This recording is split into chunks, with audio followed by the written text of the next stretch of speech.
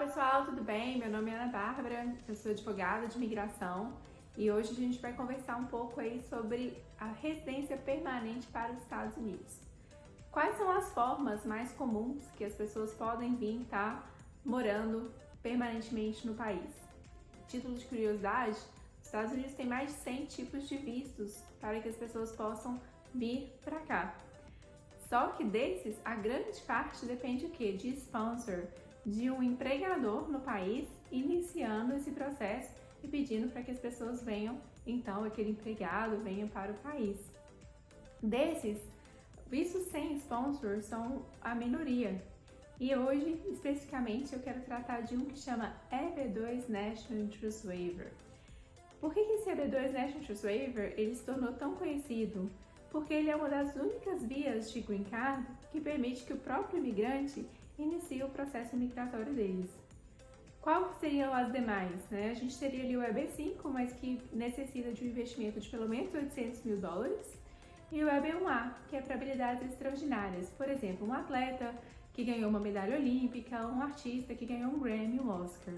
E o EB-2 National Interest Waiver, ele é um desses três que permite essa vinda para os Estados Unidos sem um sponsor e que grande parte ali dos brasileiros podem se enquadrar. Em qual sentido?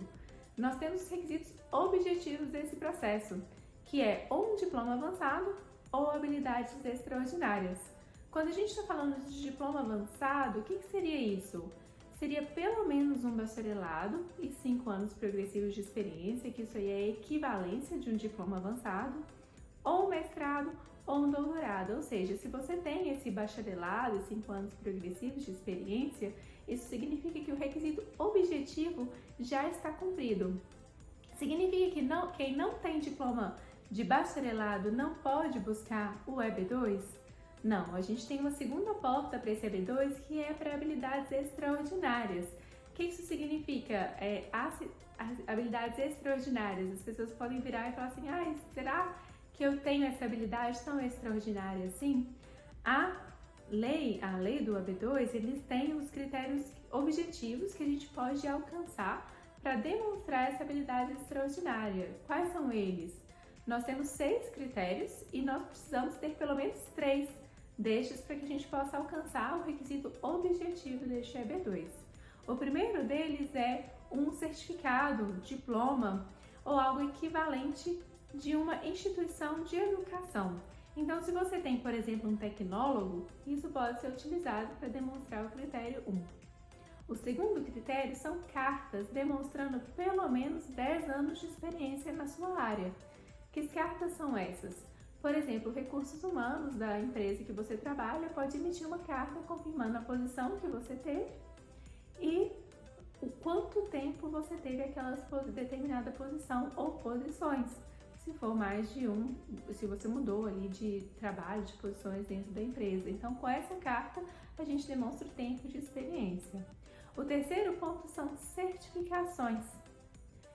Se você tem alguma certificação na sua área, isso pode ser utilizado aqui no critério 3. Esse critério, se você tem um certificado, pode ser que também a gente pode aproveitar no critério 1. E aqui, a gente tendo o critério 1, 10 anos de experiência e um certificado, aí só que a gente alcançaria os 3 critérios que a gente precisa para demonstrar habilidades extraordinárias. O quarto ponto seria remuneração acima da média. Se a sua remuneração ela for considerada acima da média, a gente pode demonstrar esse critério também. Ana, mas o que é acima da média? Acima da média vai depender o quê? De qual a estatística que a gente vai estar apresentando para a imigração. Nesses casos, a gente pega a média salarial do Departamento do Trabalho e demonstramos se a sua remuneração está acima dessa remuneração que o Departamento do Trabalho nos informa. Primeiro, a gente informa com relação aos Estados Unidos.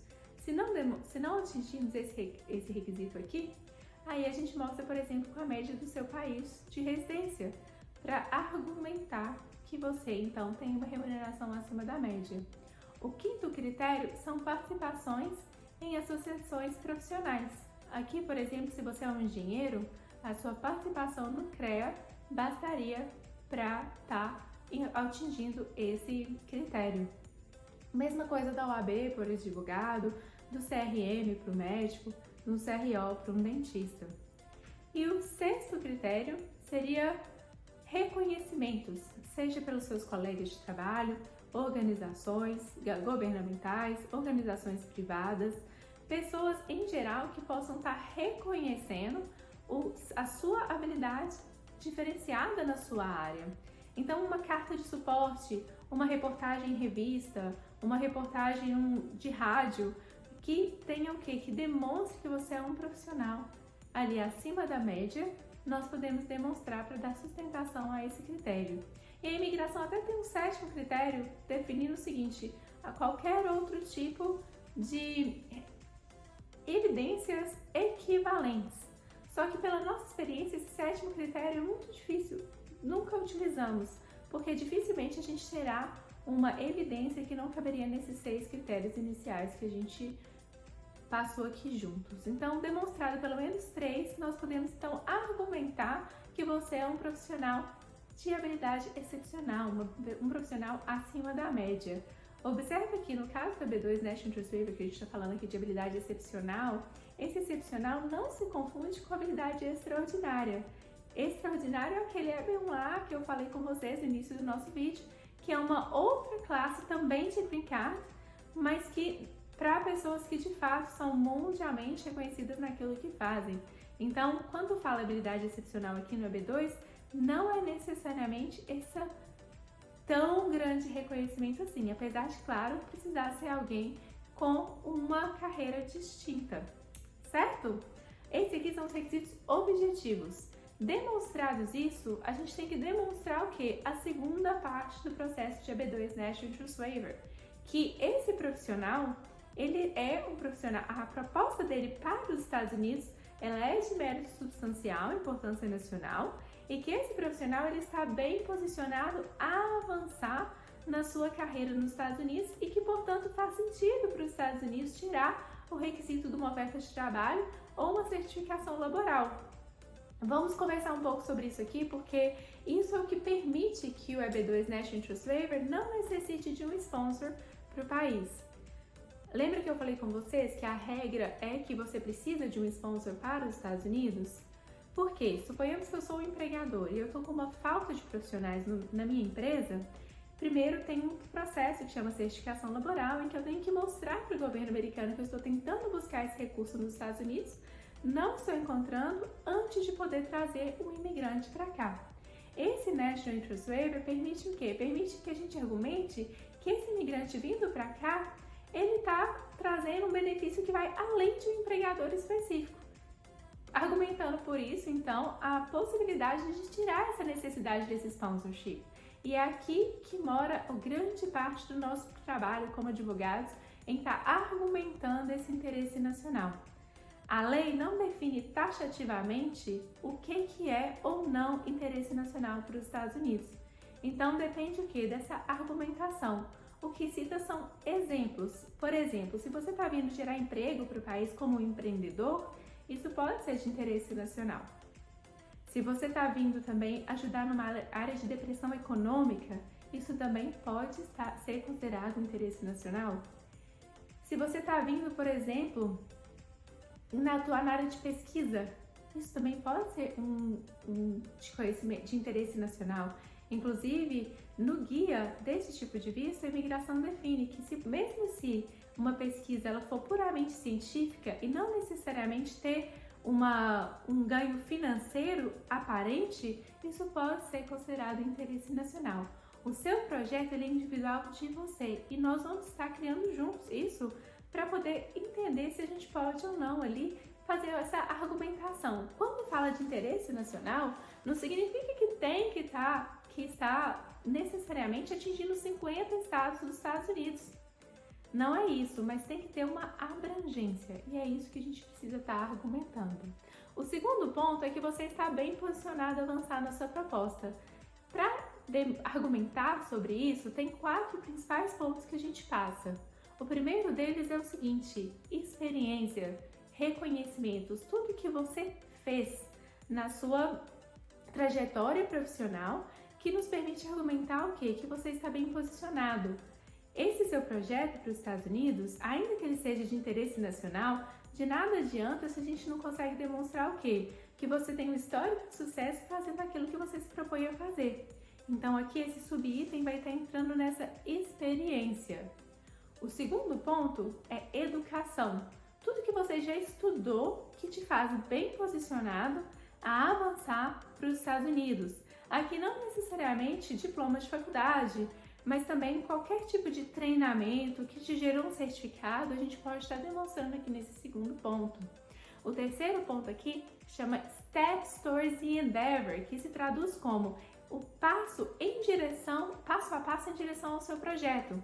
Então, se o seu projeto é montar uma empresa nos Estados Unidos, a gente vai ter que mostrar o quê? O plano de negócios. Se você já iniciou a execução desse plano de negócios, se você já tem um capital inicial da sua empresa, se você já iniciou investimentos no país, se seu plano para os Estados Unidos for, por exemplo, atuar também na área médica, se você já está buscando sua revalidação na área médica, qual step que você está nesse processo de revalidação? Lembrando que para revalidação, não necessariamente você precisa já estar 100% revalidado.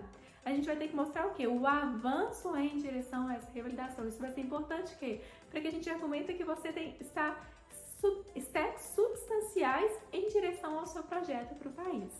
E o quarto ponto aqui são partes interessadas, potenciais empregadores, potenciais sócios, potenciais clientes no país, que podem estar confirmando o interesse deles nas suas habilidades que você tem para trazer para o país, ou seja, confirmando que as suas habilidades elas são bem quistas no país. E por fim a gente conclui, por isso que é benéfico, para os Estados Unidos tirar o requisito de uma oferta de trabalho, uma certificação laboral, demonstrando que essa certificação ou seria talvez inaplicável ou de fato o seu benefício ele sobressai essa necessidade de ter uma certificação laboral ou uma oferta de trabalho no país. Então esse aí é um processo que muitos brasileiros, muitas pessoas de todo o mundo têm utilizado para conseguir a sua residência permanente independente de sponsor. Ficou alguma dúvida? Se ficou, escreve aqui nos comentários então e será um prazer atendê-lo.